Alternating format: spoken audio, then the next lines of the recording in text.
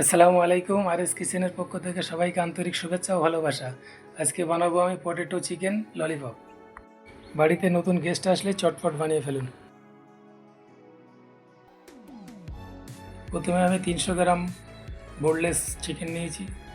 তারপর জল দিয়ে লবণ, হলুদ, আদা, রসুন দিয়ে মাংসটা আলুটা সিদ্ধ করে নেব।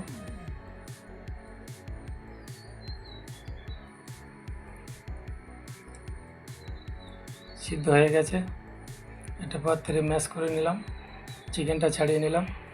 প্রথমে কয়েকটা শুকনো লঙ্কা লাল লাল করে তুলে নিয়েছি। তারপর পেঁয়াজটা দিয়েছি,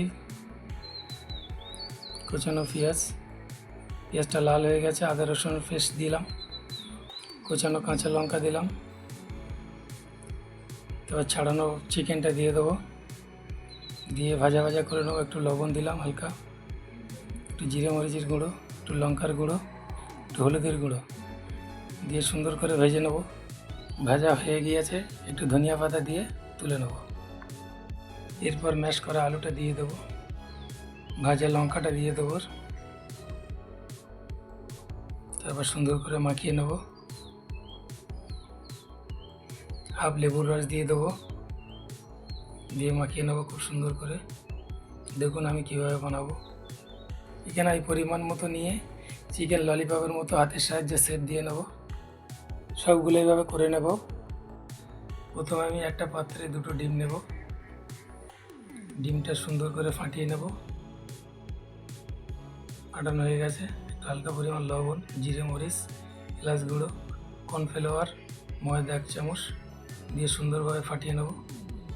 হালকা করে জল দিয়ে ফের একটু ফাটিয়ে নেব। ফাটানো হয়ে গেছে, ব্রেড ক্রাম্ব নিচ্ছে একটা পাত্রে নিয়ে কোট করে নেব। আপনারা চাইলে ডবল কোট করতে পারেন।